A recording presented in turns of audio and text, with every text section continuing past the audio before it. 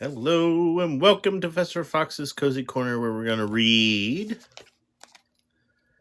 The Wizard of Oz. That's what we're reading today, is The Wizard of Oz. We're going to send invites to our friends here, and then we'll get started with the book. Has anyone else read The Wizard of Oz? You know that Wicked is coming out again, so I thought it would be a good time to read The Wizard of Oz to find out where all this came from and why it is such a wonderful book, and what is such a wonderful world that L. Frank Baum has created, with the Wicked Witch, the Tin Man, the Scarecrow, and all the other people of Emerald City. This is where it began. So that's what we're going to be reading today.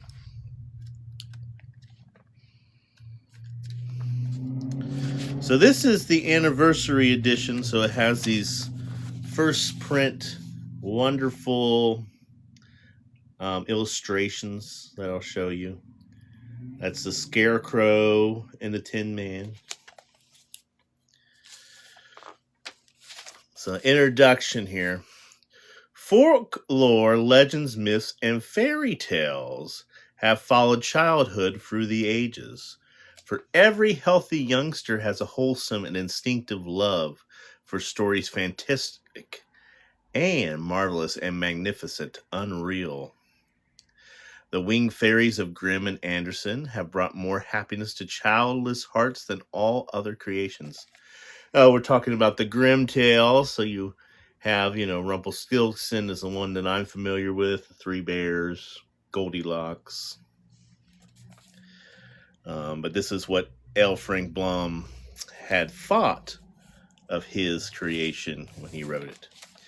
Yet the old-time fairy tale, having served for generations, now be classed as historical in the children's library.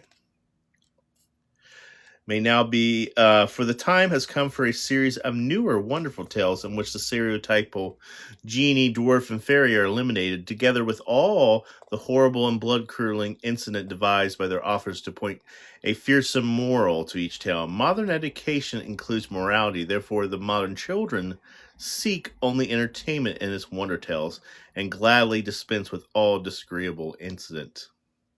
Having this thought in mind, the story of the wonderful Wizard of Oz was written solely to pleasure children of today and aspires to being a modernized fairy tale in which the wonderment and joy are retained and the heartaches and nightmares are left out. Well, me as a child, I still had nightmares of the movie because that Wicked Witch was kind of scary, and also those flying monkeys were really scary. They were something that could give you nightmares. So, I don't know about that, Frank. I don't know if all the nightmares are left out. I mean, even a tornado is kind of scary. So now we're going to read the first chapter, which is The Cyclone. So if you just join us, this is Professor Fox, where we go and just read classics on this channel. Dorothy lived in the midst of the great Kansas prairies with Uncle Henry, who was a farmer, and Aunt who was the father's wife. Their house was small, but the lumber to build it had to be carried by wagon many miles away.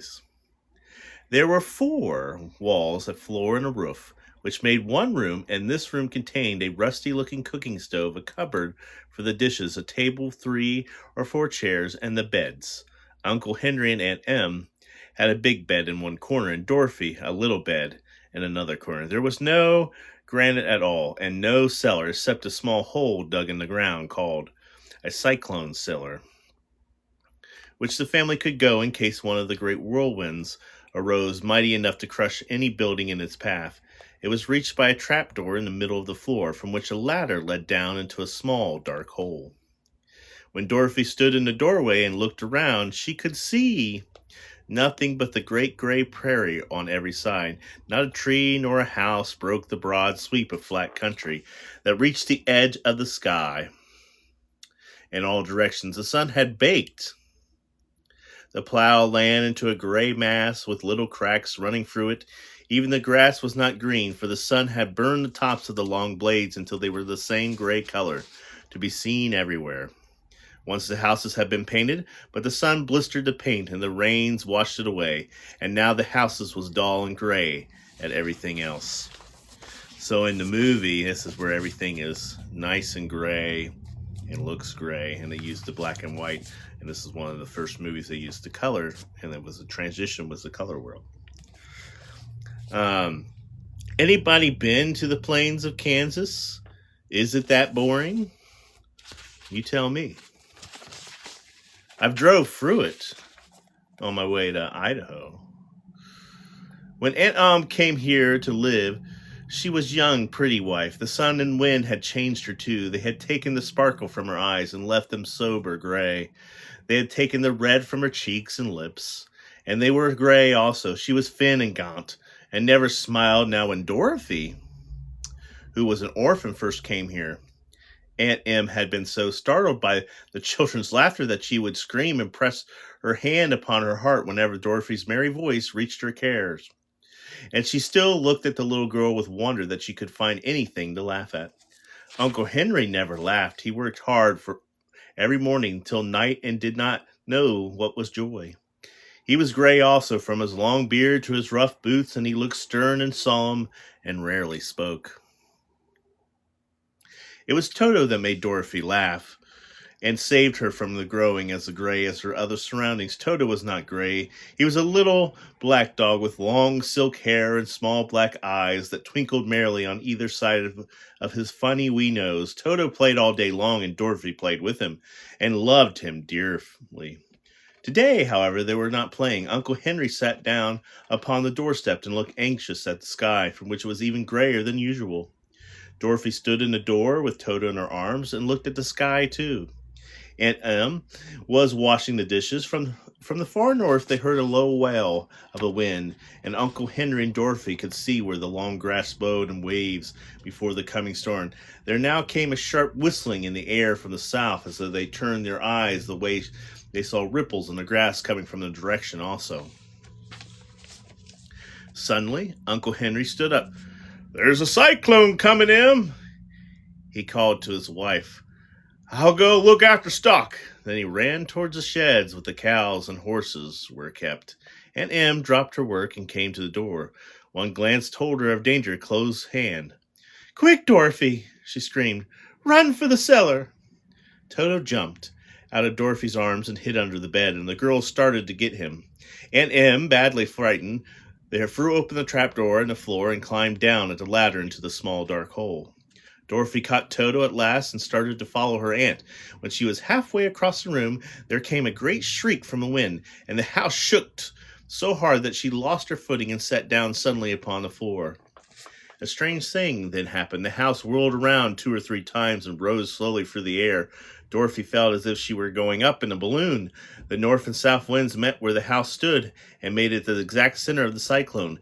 In the middle of the cyclone, the air is generally still, but the great pressure of the wind on every side of the house raised it up higher and higher until it was on the very top of the cyclone. And there it remained, and it was carried miles and miles away as easily as you could carry a feather. It was very dark, and the wind howled horribly around her, but Dorothy found she was riding quite easily. After the first few whirls around, and one other time when the house tipped badly, she felt as if she were being rocked gently, like a baby in a cradle. Toto did not like it. He ran about the room, now here and now. They're barking loudly, but Dorothy sat quiet on the floor and waited to see what would happen. Once Toto got too near the open door and fell in, and at first the little girl thought she had lost him, but soon she saw one of his ears sticking up through the hole. The strange pressure of the air was keeping him up so that he could not fall. She kept to the hole, caught Toto by the ear, and dragged him into the room again, afterwards closing the trapdoor so that no more accidents could happen. Hour after hour passed, and slowly Dorothy got over her fright, but she felt quite lonely, and the wind shrieked so loudly all about her that she nearly became deaf. At first she had wondered if she would be dashed to pieces when the house fell again, but as the hours passed and nothing terrible happened, she stopped worrying and resolved to wait calmly and see what the future would bring. At last she crawled over to the swaying floor to her bed, and lay down upon it, and Toto followed her and lay down beside her. In spite of the swaying of the house and the wailing of the wind, Dorothy soon closed her eyes and fell fast asleep. I don't know. Could you fall asleep during a cyclone like that? I don't know. Maybe it is calming. I don't know. I've never been picked up in a house in a cyclone. So where do you think this house is going? So now we're on to chapter 2. So Dorothy and the dog are in the house. She was awakened by a shock so sudden and severe that if Dorothy had not been lying on the soft bed, she might have been hurt. As it was, the jar made her catch her breath and wondered what had happened. And Toto put his cold little nose into her face and whined dismally. Dorothy sat up and noticed that the house was not moving.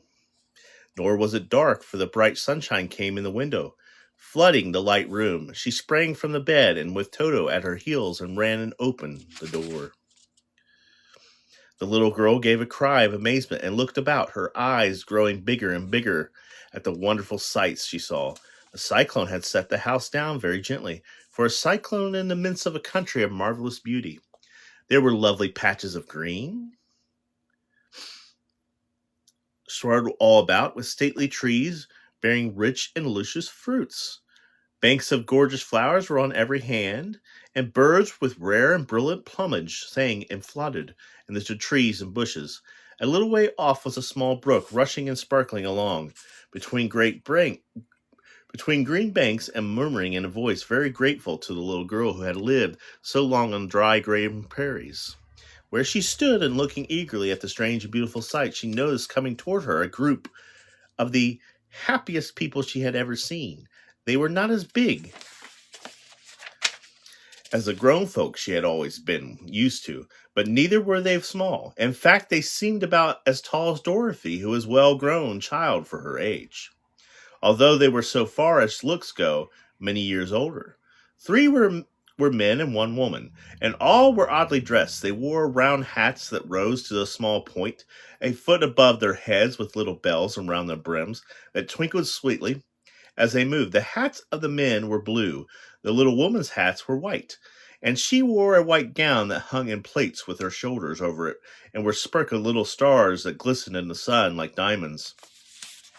The men were dressed in blue of the same shade as their hats, and wore well-polished boots with a deep roll of blue at the tops. The men, Dorothy thought, were all about as old as Uncle Henry, for 2 of them had beards, but the little woman was doubtless much older. Her face was covered with wrinkles, her hair was nearly white, and she walked rather stiffly. When the people drew near the house where Dorothy was standing in the doorway, they paused and whispered among themselves as if afraid to come further. But the little old woman walked up to Dorothy and made a low bow, and said in a sweet voice, "You are welcome, most noble sorceress, to the land of the Munchkins. We are so grateful to you for having unalived the Wicked Witch of the East, and for setting our people free from bondage." Dorothy listened to the speech with wonder. What could the little woman possibly mean by calling her a sorceress, and saying she had unalived the Wicked Witch of the East? Dorothy was an innocent, harmless little girl who had been carried by a cyclone many miles from home, and she had never unalived anything in all her life. But the little woman evidently expected her to answer, so Dorothy said with hesitation, "You are very kind, but there must be some mistake. I have not unalived anything." "Your house did, anyway," replied the little old woman with a laugh. "And that's the same thing, see?" she continued, pointing to the corner of the house. "There are her 2 toes still sticking out from under the block of wood." Dorothy looked and gave a little cry of fright. There indeed, just under the corner of the great beam of the house rested on, 2 feet were sticking out, shut in silver shoes with pointed toes. "Oh dear," cried Dorothy, clasping her hands together in dismay. "The house must have fallen on her. Whatever shall we do?" "There's nothing to be done," said the little woman calmly. "But who was she?" asked Dorothy. She was the wicked witch of the east, as I said, answered the little woman. She has held all of the Munchkin in bondage for many years, making them slave for her at night and day, for they are all set free and are grateful to you for your favor. Who are the Munchkins? Inquired Dorothy. They are the people who live in the land of the east, where the wicked witch ruled. Are you a Munchkin? Asked Dorothy. No, but I am a friend. I am their friend, although I live in the land of the north. When they saw the witch of the east was unalive, the Munchkins sent a swift message to me, and I came at once. I am the witch of the north. Oh, gracious! Cried Dorothy. Are you a real witch? Yes, indeed, answered the little one. But am I a good witch, and the people love me, and I am not as powerful as the wicked witch was who ruled here, or should I have set the people free myself? But I thought all witches were wicked, said the girl, who was half frightened at facing a real witch. Oh, no, that is a great mistake. There were only 4 witches in all the land of Oz, and 2 of them, those who live in the north and the south, are good witches. I know this is true, for I am one of them myself, and cannot be mistaken. Those who dealt in the east and the west were indeed wicked witches. But now that you have unalived one of them, there is but one wicked witch in the land of Oz, and the one who lives in the west. But, said Dorothy after a moment's thought, Aunt Em has told me that the witches were all unalive years and years ago. Who is Aunt Em? Inquired the little old woman. She is my aunt who lives in Kansas, where I came from. The witch of the north seemed to think of it for a time, with her head bowed and her eyes upon the ground. Then she looked up and said, I do not know where Kansas is, for I have never heard that country mentioned before. But tell me, is it civilized country? Ooh, thank you for the heart me. Oh, yes, replied Dorothy. Then the count. Oh. Then that accounts for assistance. Then that counts for it. In the civilized countries, I believe there are no witches left, nor wizards, no sorcerers, no magicians. But you see, the land of Oz was never been civilized, for we are cut off from all the rest of the world. Therefore, we still have witches and wizards among us. Who are the wizards? Asked Dorothy. Oz himself is the great wizard, answered the witch, shrinking her voice to a whisper. He is more powerful than all the rest of us together. He lives in the city of emeralds. Dorothy was going to ask another question, but just then the Munchkins, who had been standing silently by, gave a loud shout and pointed to the corner of the house where the wicked witch had been lying. What is it? Asked the little old woman, and began to laugh at the feet of the unalive witch, and had disappeared entirely, and nothing was left but the silver shoes. She was so old, explained the witch of the north, that she dried up quickly in the sun. That is the end of her. But the silver shoes are yours, and you shall have them to wear. She reached down and picked up the shoes, and after shaking the dust out of them, handed them to Dorothy. The witch of the east was proud of those silver shoes, said one of the Munchkins, and there is some charm connecting with them, but what is it we will never know. Dorothy carried the shoes into the house and placed them on the table. Then she came out again, and the Munchkin said, I am anxious to get back to Aunt and Uncle, for I am sure they will worry about me. Can you help me find my way? The Munchkins and the witch first looked at one another, then Dorothy, and then shook their heads. At the east, not far from here, said one, there is a great desert, and none can live across it. It is the same at the south, said another, for I have been there and seen it. The south is the country of the Quadlings, I am told, said the Furmen. That is the same at the west, in the country where the Winkies live. It is ruled by the wicked witch of the west, who would make you her slave if you passed her way. The north is my home, said the old lady, and as it is the edge of the same great desert surrounds the land of Oz, and I'm afraid, my dear, you will have to live with us. Dorothy began to sob at this, for she had felt lonely among all those strange people. Her tears seemed to grieve the kind-hearted Munchkins, for they immediately took out their handkerchiefs and began to weep also. As for the little old woman, she took off her cap and balanced the point on the end of her nose, while she counted 1, 2, 3, in a solemn voice. At once the cap changed to a slate on which was written in black and white chalk marks, "Let Dorothy go to the City of Emeralds." The little old woman took the slate from her nose, and having read the words on it, asked, "Is your name Dorothy, my dear?" "Yes," answered the child, looking up and drying her tears. "Then you must go to the City of Emeralds, and perhaps Oz will help you." "Where is this Oz?" asked Dorothy. It is exactly in the center of the country. It is ruled by the Oz, the great wizard I told you." "Is he a good man?" inquired the girl anxiously. "He is a good wizard. Whether he is a man or not, I cannot tell you, for I have never seen him." "How can I get there?" asked Dorothy. "You must walk. It is a long journey through a country that is sometimes pleasant and sometimes dark and terrible. However, I will use all the magic arts I know to keep you from harm." "Won't you go with me?" pledged the girl, who had begun to look up upon the little old woman as her only friend. "No, I cannot do that," she replied, "but I will give you my kiss, and no one will dare injure a person who has been kissed by the Witch of the North." She came close to Dorothy and kissed her gently on the forehead. Where her lips touched the girl, they left a round, shining mark, as Dorothy found out soon after. "The road to the City of Emerald is paved with yellow brick," said the witch, "so you cannot miss it. When you get to Oz, do not be afraid of him, but tell your story and ask him to help you goodbye, my dear." The three merchants bowed low to her and wished her a pleasant journey, after which they walked away through the trees.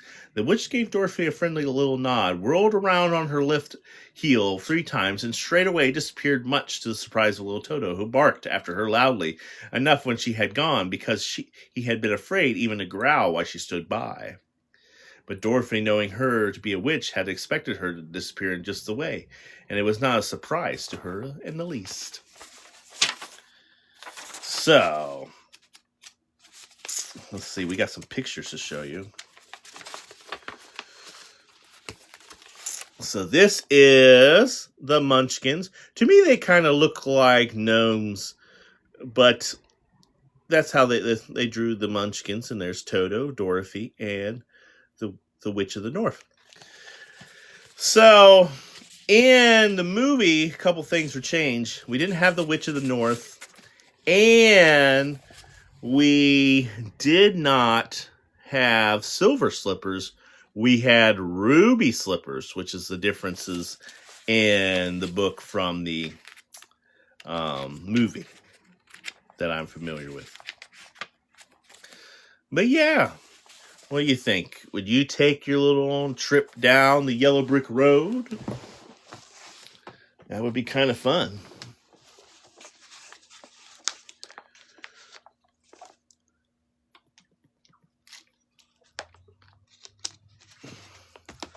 Well, you're all alone in a country by yourself that you don't know about.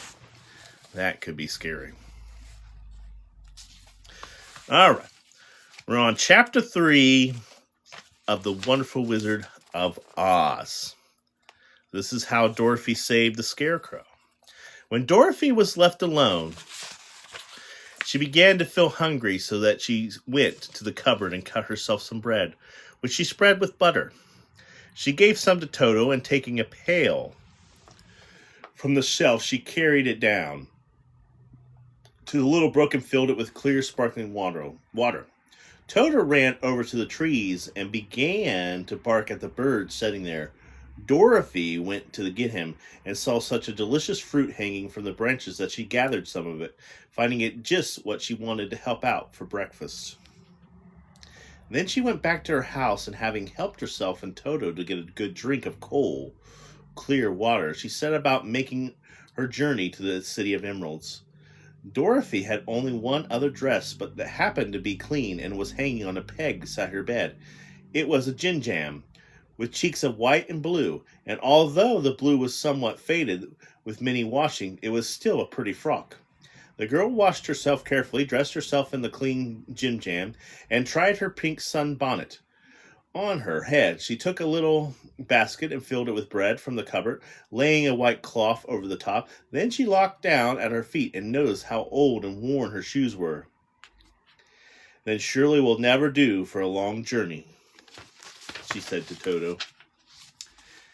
And Toto looked up into her face with his little black eyes and wagged his tail to show he knew what she meant.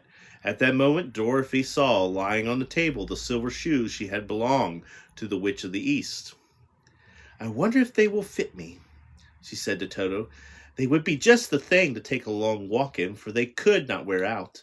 She took him off old leather shoes and tied on the silver ones, which fitted her as well as if they had been made for her. Finally, she picked up her basket. Come along, Toto, she said. We will go to the Emerald City and ask the Great Oz how to get back to Kansas again. She closed the door, locked it, and put a key carefully in the pocket of her dress. And so, with Toto trotting along soberly behind her, she started on her journey. There were several roads nearby, but it did not take her long to find the one paved with yellow brick. With a short time, she was walking briskly towards the Emerald City. Her silver shoes twinkled merrily on the road. Yellow road. The shoes shine. The sun rose and bright, and the birds sang sweet. And Dorothy did not feel nearly as bad as you might think a little girl would have been suddenly whisked away from her own country and set down in the midst of a strange land. She was surprised as she walked along to see how pretty the country was about her. There were neat fences of the sides of the road, painted and painted in blue color, and beyond them were fields of grain and vegetables in abundance. Evidently, the Munchkins were good farmers and able to raise large crops. Once in a while, she would pass a house, and the people came out to look at her and bow low as she went by, for everyone knew she had been the means of destroying the Wicked Witch and setting them free from bondage. The houses of the Munchkins were odd-looking dwellings, for each was round, with a big dome on the roof. All were painted blue, for in this country of the East, blue was the favorite color. Hello there! We're reading The Wonderful Wizard of Oz on Professor Fox. Towards evening, when Dorothy was tired with a long walk and began to wonder where she would pass the night, she came to a house rather large than the rest. On the green lawn before it, many men and women were dancing. 5 little fiddlers played as loudly as possible, and the people were laughing and singing. With a big table nearby was loaded with delicious fruits and nuts, pies and cakes, and many other good things to eat. The people greeted Dorothy kindly and invited her to supper and to pass the night with them, for this was the home of one of the richest Munchkins in the land, and his friends were gathered with him to celebrate their freedom from the bondage of the Wicked Witch. Dorothy ate a hearty supper and was waited upon by the rich Munchkin himself, whose name was Bog. When she saw down under a settee and watched the people dance with Bog and saw her silver shoes, he said, "You must be a great sorceress." "Why?" asked the girl. "Because you wear the silver shoes and have unalived the Wicked Witch. Besides, you have a white in your frock, and only witches and sorceresses wear white." "My dress is blue and white check," said Dorothy, smothering at the wrinkles in it. "It is kind of you to wear that," said Bog. "Blue is the color of the Munchkins, and white is the witch color. So we know you are friendly rich." Dorothy did not know what to say to this, for all the people seemed to think her a witch, and she knew very well she was only an ordinary little girl who had come by the chance of a cyclone into a strange land. When she had tried watching the dancing, Bog led her into the house, where he gave her a room with a pretty bed in it. The sheets were made of blue cloth, and Dorothy slept soundly in till morning, with Toto curled up on a blue rug beside her. She ate a hearty breakfast and watched a wee Munchkin baby who played with Toto and pulled his tail and cowered and laughed in a way that greatly amused Dorothy. Toto was a fine curiosity to all the people, for they had never seen a dog before. "How far is it to the Emerald City?" the girl asked. "I don't know," asked Bob, "for I have never been there. It is better for people to keep away from Oz unless they have business with him. But it is a long way to the Emerald City, and it will take you many days. The country here is rich and pleasant, but you must pass through rough and dangerous places before you reach the end of your journey." This worried Dorothy a little, but she knew that only the great Oz could help her get to Kansas again, so she bravely resolved not to turn back. She bade her friends goodbye and again started along the road of yellow brick. When she had gone several miles, she thought she would stop to rest, and she climbed to the top of the fence beside the road and sat down. There was a great cornfield beyond the fence, and not far away she saw a scarecrow placed high on a pole to keep the birds from the ripe corn. Dorothy leaned her chin upon her hand and gazed thoughtfully at the scarecrow. Its head with a small sack stuffed with straw, with eyes, nose, and mouth painted on it, that represented a face. An odd pointed blue hat that had belonged to some munchkin with a perch on its head, and the rest of the figure was a blue suit of clothes, worn and faded, which had been stuffed with straw.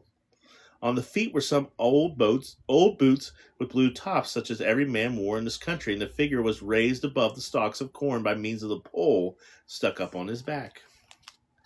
With Dorothy was looking earnestly into the happy painted face of the scarecrow, she was surprised to see one of the blue eyes wink at her. She thought this must have been mistaken at first, for none of the scarecrows in Kansas ever wink. But presently the figure nodded its head to her in a friendly way. Then she climbed down from the fence and walked up to it, while Toto ran around the pole and barked.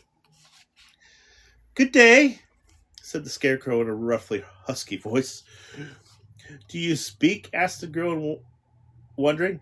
"Certainly," answered the scarecrow. "How do you do?" "I'm pretty well, thank you," replied Dorothy politely. "How do you do?" "I'm not feeling well," said the scarecrow with a smile, "for it is very tedious being perched up here night and day to scare away crows." "Can't you get down?" asked Dorothy. "No, for this pole is stuck up my back, and if you will please take away the pole, I shall be greatly obliged to you." Dorothy reached up both arms and lifted the figure off the pole, for being stuffed with straw it was quite light. "Thank you very much," said the scarecrow when he had been set down on the ground. "I feel like a new man." Dorothy was puzzled at this, for it sounded happy to hear a stuffed man speak and to see him bow and walk along beside him. "Who are you?" asked the scarecrow, and when he had stretched himself and yawned. "And where are you going?" "My name is Dorothy," said the girl, "and I am going to the Emerald City to ask the great Oz to send me back to Kansas." "Where is the Emerald City?" he inquired, "and who is Oz?" "Why, don't you know?" She returned in surprise. "No, indeed, I don't know anything. You see, I'm stuffed, so I have no brains at all," he answered sadly. "Oh," said Dorothy, "I'm awfully sorry for you. Do you think," he asked, "if I go to the Emerald City, will you think the great Oz would give me some brains?" "I cannot tell you," she returned, "but you have come with me if you like. If Oz will not give you any brains, you will be no worse off than you were now." "That is true," said the scarecrow. "You see," he continued confidently, "I don't mind my legs and arms and body being stuffed, because I cannot get hurt. If anyone treads on my toes or my sticks or my pain into me, it doesn't matter, for I can't feel it. But I do not want people to call me a fool, for if my head stays stuffed with straw instead of with brains as yours is, how am I ever to know anything?" "I understand how you feel," said the little girl, who was truly sorry for him. "If you will come with me, I'll ask Oz to do all I can." "Thank you," he answered gratefully. They walked back to the road. Dorothy helped him over the fence, and they started along the path of yellow brick for the Emerald City. Toto did not like this addition to the party at first. He smelled around the stuffed man as he suspected there might be a nest of rats in the straw, and he often growled at him unfriendly way at the scarecrow. "Don't mind Toto," said Dorothy to her friend. "He never bites." "Oh, I'm not afraid," replied the scarecrow. "He can't hurt the straw.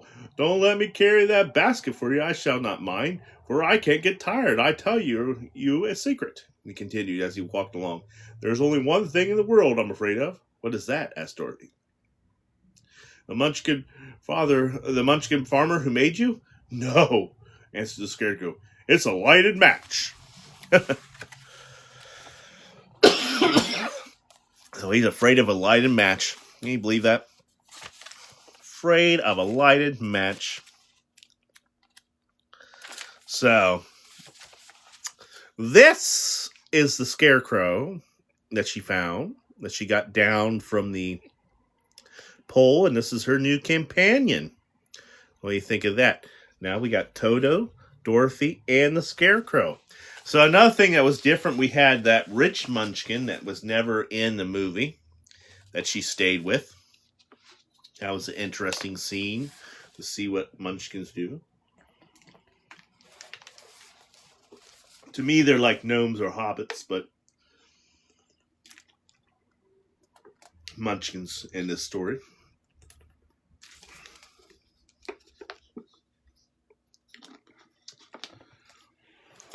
All right. Now we're going to go to the road through the forest, is our next chapter. After a few hours, the road began to be rough, and the walking grew so difficult that the Scarecrow often stumbled over the yellow brick, which were very uneven. Sometimes, indeed, they were broken or missing altogether, leaving holes that Toto jumped across, and Dorothy walked round. As for the Scarecrow, having no brains, he walked straight ahead, and so stepped into the holes and fell at full length on the hard bricks. He never hurt him. However, Dorothy would pick him up and set him up upon his feet again, while he joined her, laughing merrily at his own mishap. The farms were not nearly so well cared for as they were farther back. There were fewer houses and fewer fruit trees. And the farther they went, the more dismal and lonesome the country became. At noon they sat down by the roadside near the little brook, and Dorothy opened her basket and got out some bread. She offered a piece to the Scarecrow, but he refused. "I'm not hungry," he said, "and it's a lucky thing I'm not, for my mouth is only painted, and if I should cut a hole in it so I could eat, the straw and I am stuffed with would come out, and that would spoil the shape of my head." Dorothy saw at once that this was true, so she only nodded and went on eating her bread. "Tell me something about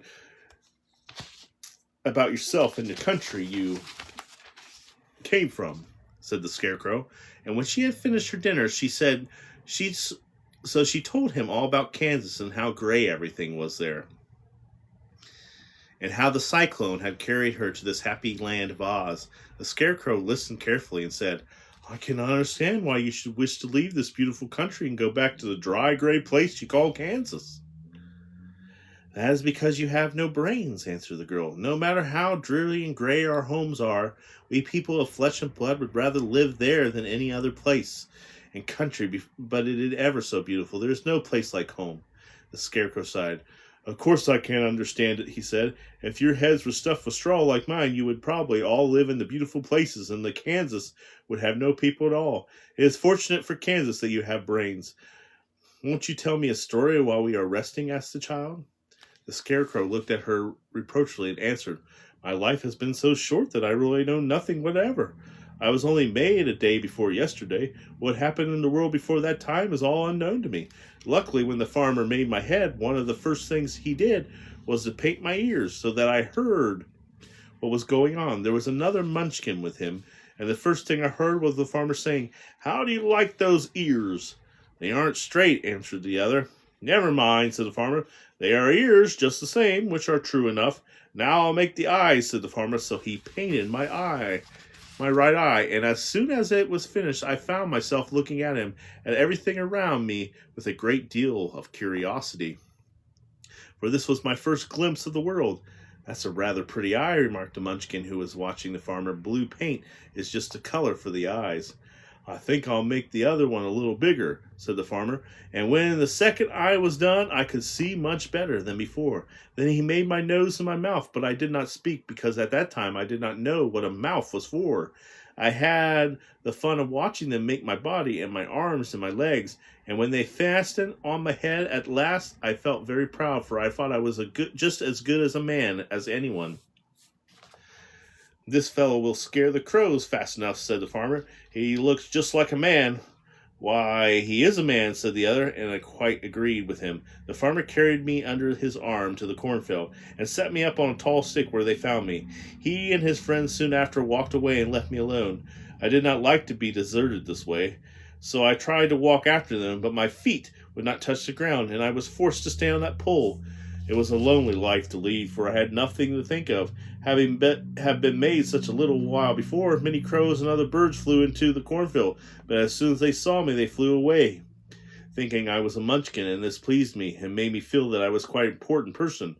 But by and by the old crow flew near me, and after looking at me carefully, he perched upon the shoulder and said, "I wonder if that father thought to fool me in this clumsy manner. Any crows of sense could see that you are only stuffed with straw." Then he hopped down at the feet and ate all the corn he wanted. The other birds, seeing he was not harmed by me, came to eat the corn too, so in short time there was a great flock of them about me. I felt sad at this, for it showed I was not such a good scarecrow after all. But the old crow comforted me, saying, "If you only had brains in your head, you would be as good as a man as any of them, and a better man than some of them. Brains are the only things worth having in this world, no matter whether one is a crow or a man." After the crows had gone, I thought this over, and decided I would try hard to get some brains. But good luck. You come along, pulled me off the stake, and from what you say, I am sure that the great Oz will give me brains, and as soon as we get to the Emerald City. "I hope so," said Dorothy earnestly, "since you seem anxious to have brains." "Oh, yes, I'm anxious," returned the Scarecrow. "It's such an uncomfortable feeling to know one is a fool." "Well," said the girl, "let's go." And she handed the basket to the Scarecrow. There were no fences at all by the roadside now, and the land was rough and untilled. Towards evening they came to a great forest where the trees grew so big and close together that the branches met over the road of the yellow brick. It was almost dark under the trees, for the branches shut out the daylight, but the travelers did not stop, and went on into the forest. If this road goes in, it must come out," said the Scarecrow, "and as the Emerald City is at the other end of the road, we must go wherever it leads." "Anyone would know that," said Dorothy. "Certainly that is why I know it," returned the Scarecrow. "If I required brains to figure it out, I would never know it myself." After an hour or so, the light faded. The light faded away, and they found themselves stumbling along the darkness. Dorothy could not see at all, but Toto could, for some dogs see very well in the dark, and the Scarecrow declared he could see as well as by the day. So she took hold of his arms and managed to get along fairly well. "If you see any houses or any place where we can pass the night," she said, "you must tell me, for it is very uncomfortable walking in the dark." Soon after the Scarecrow stopped. "I see a little cottage at the right of us," he said, "built of logs and branches. Shall we go there?" "Yes, indeed," answered the child. "I am all tired." So the Scarecrow led her through the trees until they reached the cottage, and Dorothy entered and found a bed of dried leaves in the corner.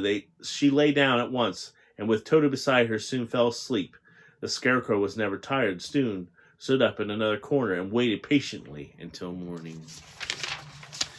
Well, that's kind of interesting, having a Scarecrow watching you. So, what is going on in the forest? So, they made it to the forest to follow the yellow brick road. Let's see.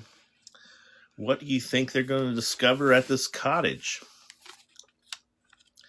Yeah, and the Scarecrow's obsessed with getting brains. So, we're going to go to our next chapter, chapter 5. This will be my last chapter for today. When Dorothy awoke, the sun was shining through the trees, and Toto had long been out chasing birds and squirrels. She sat up and looked around. There was the Scarecrow still standing patiently in the corner, waiting on her. "We must go and search for water," she said to him. "Why do you want water?" he asked. "To wash my face and clean after the dust of the road, and to drink, so the dry bread will not stick in my throat." "It must be inconvenient to be made of flesh," said the Scarecrow thoughtfully, "for you must sleep and eat and drink. However, you have brains, and it is worth a lot of bother to be able to think properly." They left the cottage and walked through the trees until they found a little spring of clear water, where Dorothy drank and bathed and ate her breakfast. She saw there was not much bread left in the basket, and the girl was thankful so the Scarecrow did not have to eat anything, for there was scarcely enough for herself and Toto for the day. When she had finished her meal and was about to go back to the road of yellow brick, she was startled and heard a deep groaning nearby. "What was that?" she asked timidly. "I can't imagine," replied the Scarecrow, but we can go and see." Just then another groan reached their ears, and the sound seemed to come from behind them. They turned and walked through the forest a few steps, when Dorothy discovered something shining in a ray of sunshine that fell between the trees. She ran to the place and then stopped short with a cry of surprise. One of the big trees had been partially chopped through, and standing beside it with an uplifted axe in his hands was a man made entirely of tin. His head and arms and legs were jointed upon his body, but he stood perfectly motionless, as if he could not stir at all. Dorothy looked at him in amazement, and so did the Scarecrow, while Toto barked sharply and made a snap at the tin legs, which hurt his teeth. "Did you groan?" asked Dorothy. "Yes," answered the Tin Man. "I did. I've been groaning for more than a year, and no one has ever heard me before or come to help me." "What can I do for you?" she inquired softly, for she was moved by the sad voice in which the man spoke. "Get an oil can and oil my joints," he answered. "They are all rusted so badly, and I cannot move them all. If I am well oiled, I shall soon be all right again. You will find an oil can on a shelf in my cottage." Dorothy at once ran back to the cottage and found the oil can, and then she returned and asked anxiously, "Where are your joints?" "Oil my neck first," replied the Tin Man. So she oiled it, and it was quite badly rusted. The Scarecrow took hold of the tin head and moved it gently from side to side until it worked freely, and then the man could turn it himself. "Now oil my joints and my arms," he said, and Dorothy oiled them, and the Scarecrow bent them carefully until they were quietly free from the rust and as good ones. The Tin Woodman gave a sigh of satisfaction and lowered his axe, which he leaned against a tree.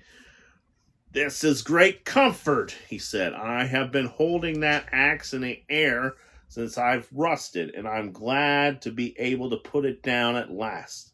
Now, if you will oil the joints of my legs, I shall be all right once again." So they oiled his legs until he could move freely.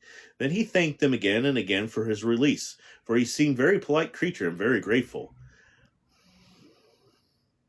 "I might have stood there always if you had not come along," he said. "So you have certainly saved my life. How did you happen to be here?" "We are on our way to the Emerald City to see the Great Oz," she answered, "and we stopped at your cottage to pass the night." "Why do you wish to see Oz?" he asked. I want him to send me back to Kansas, and the Scarecrow wants him to put a few brains into his head," she replied. The Tin Woman appeared to think deeply for a moment, then said, "Do you suppose Oz could give me a heart?" "Why, I guess so," Dorothy answered. "It would be as easy as to give the Scarecrow brains." "True," the Tin Man returned. "So if you will allow me to join your party, I will go to the Emerald City and ask Oz to help me."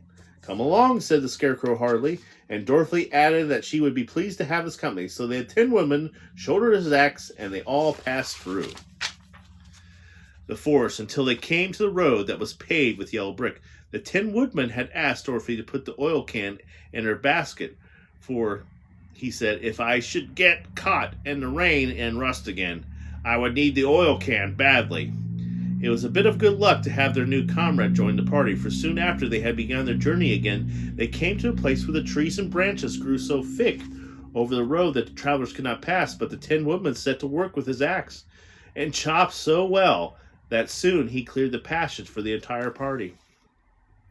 Dorothy was thinking so earnestly as they walked along that she did not notice when the Scarecrow stumbled into a hole and rolled over to the side of the road. Indeed, he was obliged to call to her for help again.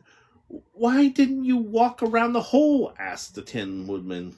"I don't know enough," replied the carefully. "My head is stuffed with straw, and that's why I'm going to Oz.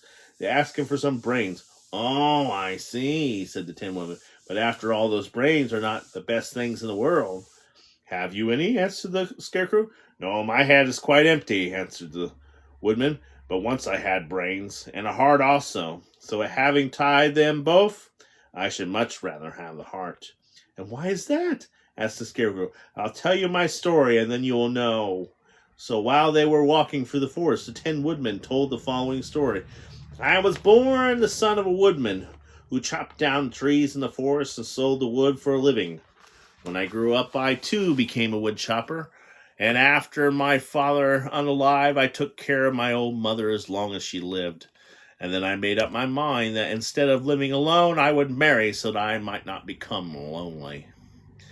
There was one of the Munchkin girls who was beautiful that I soon grew to love her with all my heart. She, on the other part, promised to marry me as soon as I could earn enough money to build a better house for her. So I set to work harder than ever, but the girl lived with an old woman who did not want her to marry anyone, for she was so lazy she wished the girl to remain with her and do the cooking and the housework. So the old woman went to the wicked witch of the east and promised her 2 sheep and a cow if she would prevent marriage. Thereupon the wicked witch enchanted my axe, and when I was chopping away at my best one day, for I was anxious to get the new house and my wife as soon as possible, the axe slipped all at once and cut off my leg. This is at first seemed a great misfortune, for I knew one-legged man could not do very well as a wood chopper. So I went to the tinsmith and had him make me a new leg out of tin. The leg worked very well once I was used to it, but my action angered the wicked witch of the east, for she had promised the old woman I should not marry the pretty Munchkin girl. When I began chopping again, my axe slipped and cut off my right leg. Again, I went to the tanner, and again he made a leg out of tin. After this, the enchanted axe cut off my arms, one after the other, but nothing daunted, I had then replaced the tin ones. The wicked witch then made the axe slip and cut off my head, and at first I thought that was the end of me, but then the tinner happened to come along, and he made me a new head out of tin. I thought I had beaten the wicked witch then, and I worked harder than ever. But I little knew how cruel my enemy could be. She thought of a new way to unalive my love for the big, beautiful Munchkin maiden, and made my axe slip again, so that it cut right through my body, splitting me into 2 halves. One more, the tanner came to my help and made me a body of tin, fastening my tin arms and legs and my head to it by means of joints, that I could move around as well as ever. But alas, I had now no heart, so that I lost all my love for the Munchkin girl, and did not care whether I married her or not. I suppose she's still living with that old woman, waiting for me to come after her.